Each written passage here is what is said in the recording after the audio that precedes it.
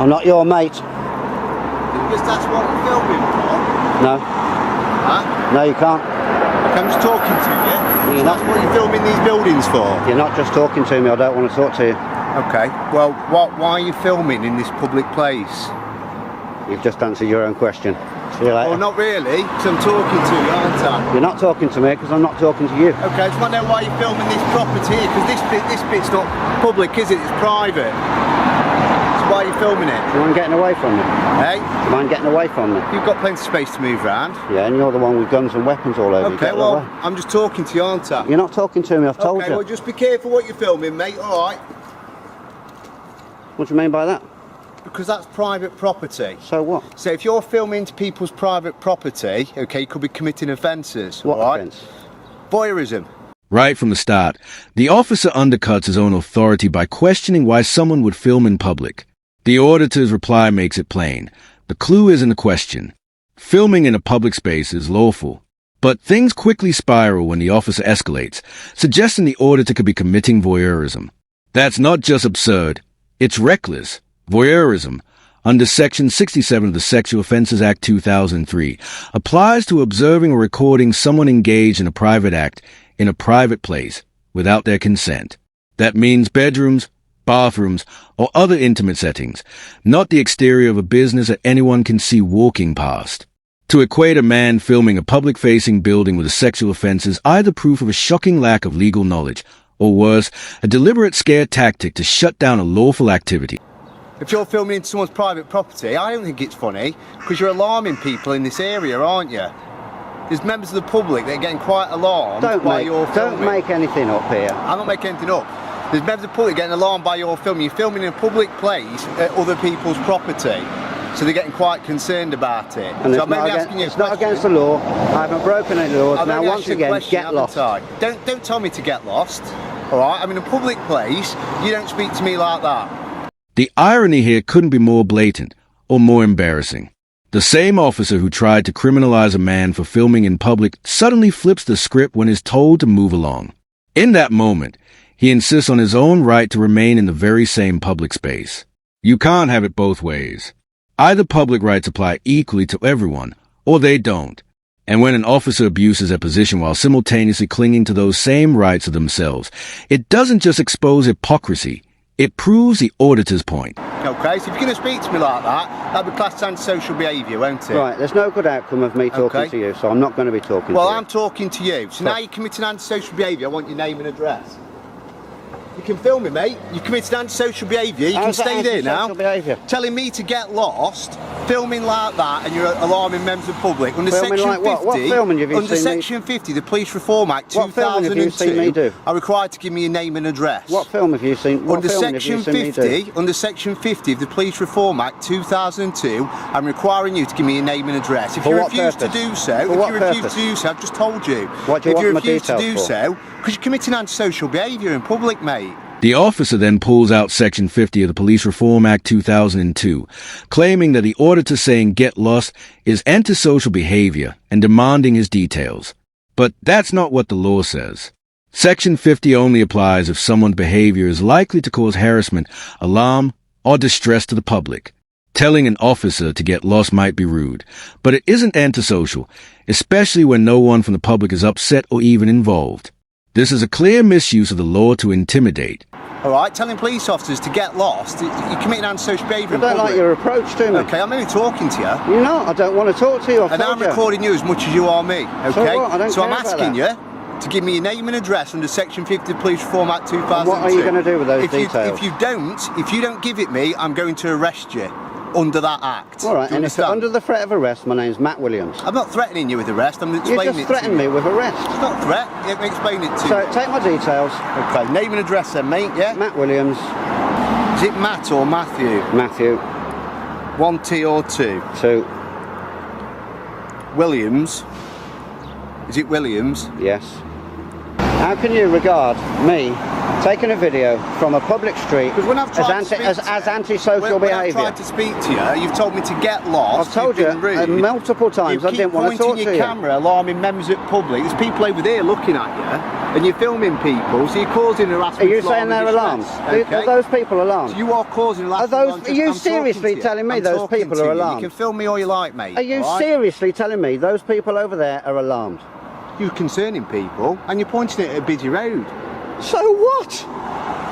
When the auditor pushes back, the officer suddenly changes his story and claims the filming is alarming the public. But here's the reality.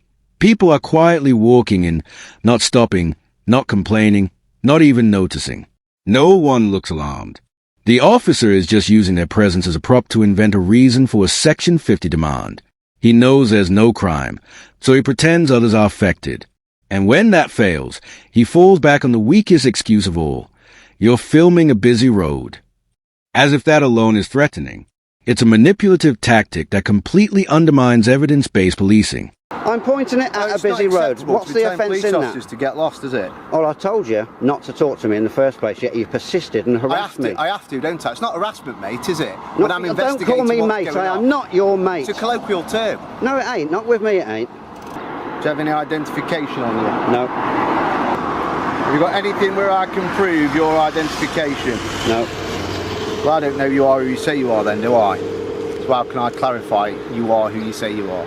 How can I clarify that if you've got no ID on you? You've not got a bank card or anything like that? I'm not obliged to carry any ID, am I? No, you're not, but I need to confirm you are who you say you are. Well, I've just told you who I am. What's come up on your computer there? On my computer, lots and lots of Matthew Williams. At my address? Not at your address, at lots of different addresses. I can't find one at your address right now because it's come up with lots and lots of different ones. If you give me a date of birth, I might be able to find you a bit quicker. You've made up an absolute load of rubbish here. I haven't, mate.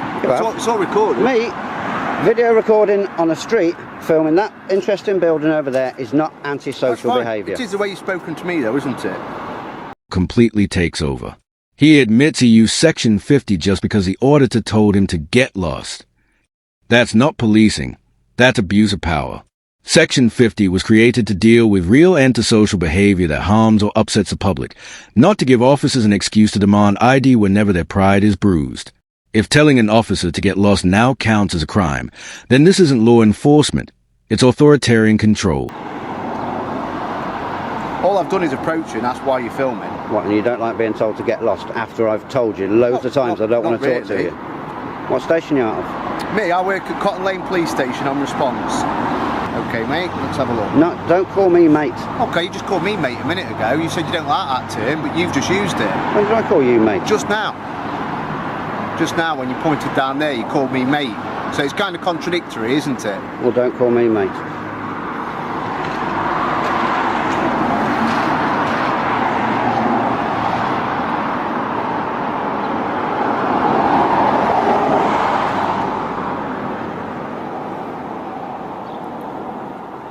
Okay, no worries, there's no marks on you or anything, you're not wanted or anything. All I'd ask is just be, you know, when people are driving traffic around on a busy road and that's actually a private building, just be careful where you're filming. If you want to film in public, that's fine, okay? But pointing your camera into a private building... No, it's obviously not fine, because you come sticking your nose into what I'm doing. You're being rude again, aren't you? There's no need to be rude, I'm only talking to you. Well, you don't need to tell me. Stop getting all aggressive then. The officer's response here drips with contradiction and arrogance. He walks up unprovoked, escalates the situation, then tries to soften it with, "You don't need to be rude, I'm just talking to you." But let's be real, this was never just talking. He inserted himself into a lawful activity, projected suspicion without cause, and treated a citizen's right to film as if it were a crime. When the auditor pushes back, the officer flips the script, playing the victim. It's a classic deflection. Provoke a reaction, then scold at reaction to reassert control. The irony? He had no problem being confrontational himself, until the same energy was directed back at him. You're on my Am I aggressive? I'm not aggressive. Clenching your teeth, I haven't raised my hands. Clenching your teeth and speaking aggressively. You're making absolute rubbish up now. It's all recorded, mate. You're making rubbish up. All I'm doing is giving you some advice, Matthew, okay? Well, I don't just want be your careful where advice. you're pointing the camera. I don't want your advice. I don't need your advice. I'm quite sure if someone's pointing a camera in your house, you wouldn't like it. So just be careful where you're pointing that camera, okay? Don't go filming people's private property. From this public street, I will point this camera wherever I want. All right, no, well, not in people's private property, you won't. All right, or we'll be speaking again, won't we? Okay, take the advice or not, it's up to you. All right, thanks for your time.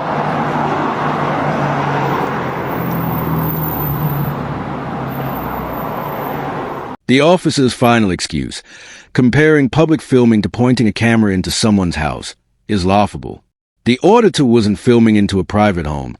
He was on a public pavement, recording the outside of a commercial building. The law is crystal clear. Anything visible from a public space can be filmed. Instead of applying that law, the officer twisted it to make the auditor look unreasonable. That logic doesn't just fall apart. It shows a dangerous mindset. From the start, the officer approached with hostility, inventing reasons as he went. First, he suggested filming on a footpath could be voyeurism, a claim so absurd it was almost comical. When the auditor told him to get lost, the officer weaponized Section 50, claiming it was antisocial behavior, not because the public was alarmed, no one complained, reacted, or showed concern, but because his pride was hurt, the hypocrisy was blatant. When told to leave, the officer snapped, "I'm in a public place. I don't have to." Yet somehow he denied the auditor that exact same right. He even tried to argue that filming a busy road was threatening, a claim so weak it discredits itself. After unlawfully coercing the auditor's details, the officer suddenly softened his tone, pretending it was just a friendly tat. But that wasn't professionalism. That was manipulation, gaslighting someone after abusing their rights that in the end, this wasn't policing. It was ego, poor judgment, and misuse of power. The auditor, calm and clear throughout, dismantled every false claim and exposed the officer's ignorance. And that's the real takeaway. The camera didn't just capture a street scene, it captured accountability in action. That's it for today's breakdown. If you enjoyed this, don't forget to like, comment, and subscribe.